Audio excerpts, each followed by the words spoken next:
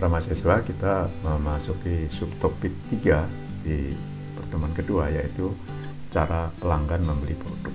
Kita harus memahami. Para ahli dan praktisi digital marketing itu sudah merumuskan, ya, salah satunya adalah AIDA dinamakan. Attention, Interest, Desire, Action.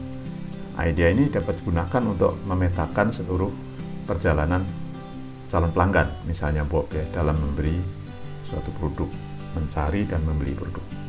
AIDA juga dapat digunakan untuk kampanye pemasaran. Contohnya seperti ini, ya. Kita mulai dari attention. Jadi attention adalah apa yang pertama harus kita sediakan kepada pelanggan. Jadi solusi apa yang akan menjadi perhatian pelanggan. Attention itu perhatian. Kalau produk kita mampu menarik perhatian, itu sudah langkah awal, ya, untuk menuju langkah berikutnya, yaitu interest.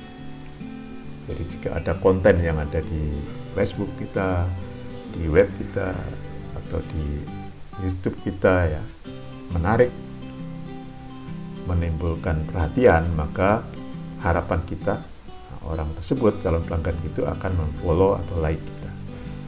Jika tertarik isinya, dia akan memahami, ingin tahu lebih lanjut, ya, ingin mendalami lebih lanjut, maka itu namanya sudah tertarik, ya, sudah interest.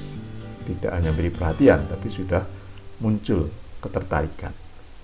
Jadi secara intelektual kita mengakui konten produk itu sebagai solusi potensial untuk memenuhi kebutuhan. Nah, setelah muncul ketertarikan, nah, dia akan timbul keinginan untuk membeli produk. Saya itu ada keinginan lebih lanjut, tidak hanya tertarik tapi ingin membeli.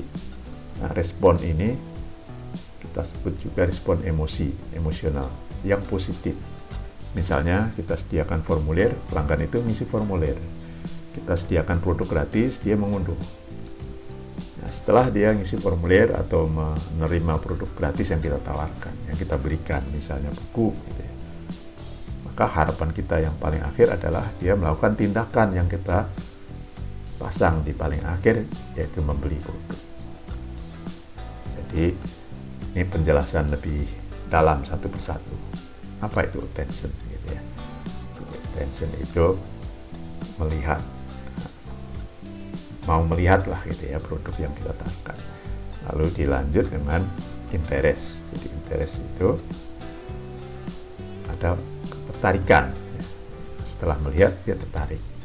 Dan desire yang ketiga, dia ingin membeli, ya. Ketertarikannya sudah lebih dalam lagi, punya keinginan untuk membeli, dan kemudian dia benar-benar membeli, action. Kalau tahapnya hanya sampai like, dia melakukan like.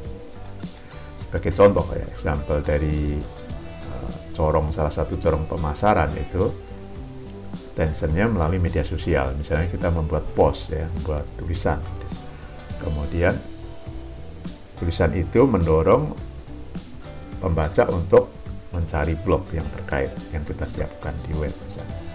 Kemudian kita buatkan form atau email, kita pasang, mereka kirim email, ya, itu berarti sudah ada desain. Dan terakhir, ketika kita tawarkan produk, mereka mau membeli, itu action. Jadi sebagai contoh urutannya seperti ini.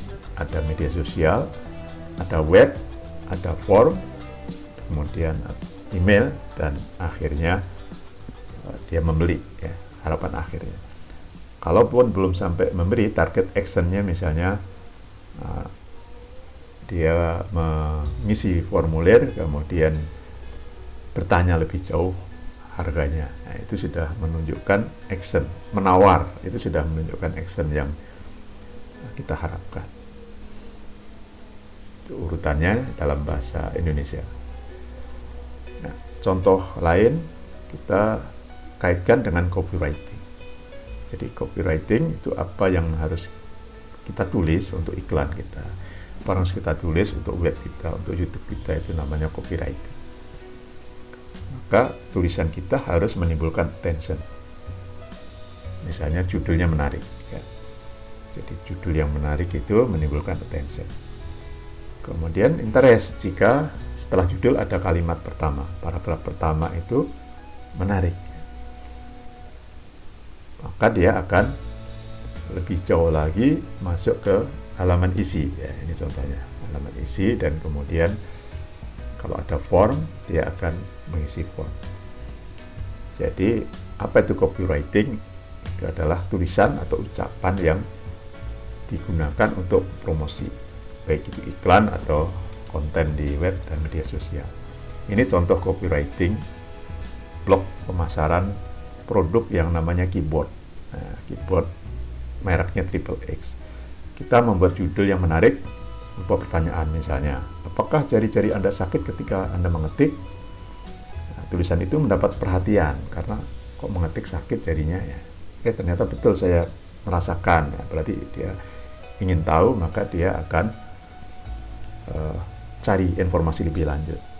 Nah, kita misalnya membuat copywritingnya lebih jauh lagi, membuat kisah ya, tulisan yang mengisahkan seseorang, namanya misalnya Sarah, dan dia atas rekomendasi yang di web itu ternyata dia merasakan ya, kisahnya Sarah itu merasakan menggunakan keyboard itu menjadi nyaman ya, menjadi nyaman, jarinya tidak sakit.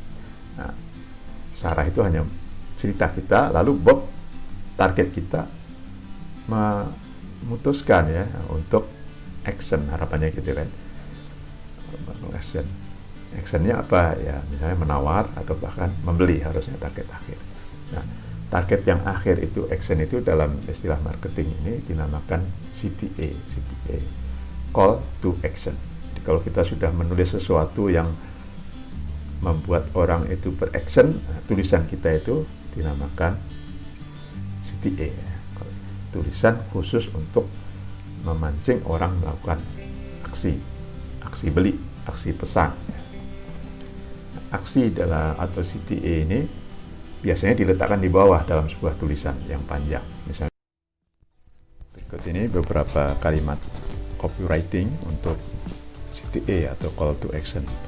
Pesan segera, stok terbatas. Pesan sekarang, diskon 50% hanya berlaku hari ini. Beli sekarang, mulai besok harga naik. Jadilah yang pertama. Atau beli 1 dapat 2 hanya hari ini, dan sebagainya.